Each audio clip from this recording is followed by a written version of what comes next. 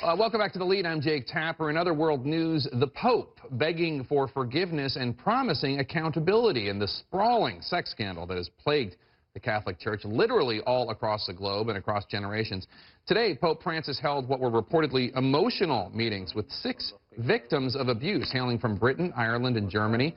In a private mass, the Pope then said, "I beg your forgiveness, too, for the sins of omission on the part of church leaders who did not respond adequately to reports of abuse made by family members as well as by abuse victims themselves." Let's bring in Father Thomas Rosica, English language assistant at the Holy See Press Office, who just got off the phone with the Vatican. Father, good to see you as always. The Pope says Catholic bishops will be held accountable for failing to protect children from abuse. What does that mean? What does that accountability look like? First of all, you have to put this whole experience this morning into a context that began with Pope Benedict, very clearly and a reaching out to the victims. And Pope Francis went even further than Pope Benedict by bringing 6 of the victims to the Vatican. They arrived yesterday. Just to let you know how significant this was, this wasn't some kind of a perfunctory visit or photo op. They had dinner at the Santa Marta residence last night. He greeted them at dinner, celebrated Mass with them this morning, and then met for 3.5 hours individually with each person, half an hour each. And then he spoke to them during the homily at Mass, made it very, very clear that this is not only a matter affecting the victims and perpetrators, but to leaders of the church, be they bishops or cardinals, who did not do enough to expose this issue. Right, but what is it? Certainly what's happening. What does accountability mean, Father? What does it mean? Accountability. Yeah. The protocols that are now put in place, especially formulated by this new commission of which Cardinal O'Malley is a member, means that all bishops' conferences, religious superiors, are obligated, are required to deal with the situation, to address it, to deal with perpetrators, to care especially for victims. And when they don't do that, then certain disciplinary actions will be taken. We've seen already last week that the first time a bishop, an apostolic nuncio, an archbishop, was stripped of his clerical state, was reduced to the lay state, as they say, and now the criminal investigation is underway involving that Polish bishop. So Pope Francis dealing with very serious. Dealing with it includes, it means bringing in the police.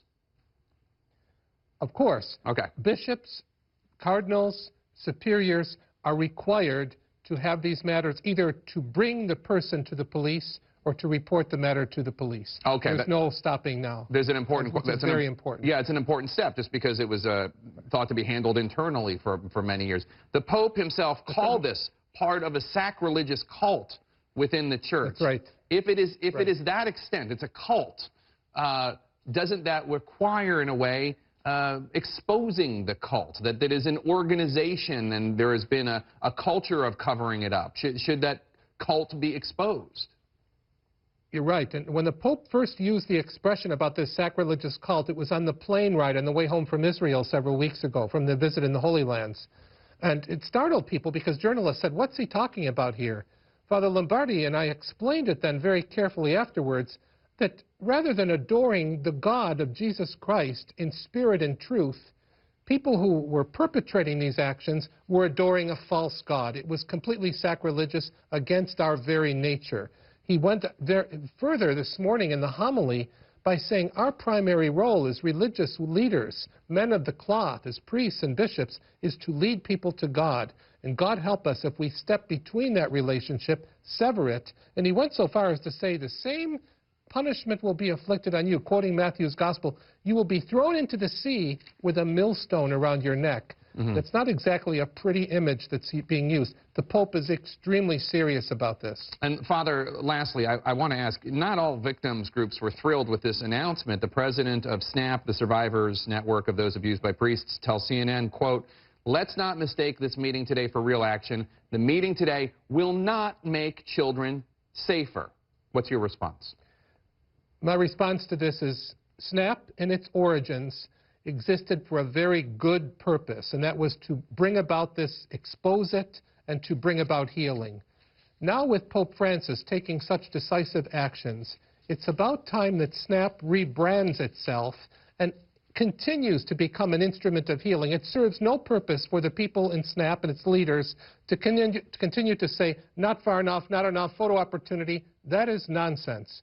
The Pope, Cardinal O'Malley, bishops and priests across the United States and Canada and many countries have taken this very seriously. We've exposed it. We've been brought to our knees, and we stand with the victims. It's about time that SNAP engages in a process of healing rather than hurling stones. No healing is brought about unless we all rebrand ourselves and come about as instruments of reconciliation. Father, that's my message. And so the SNAP people have got it a bit wrong. Father Thomas Rosica, good to see you as always.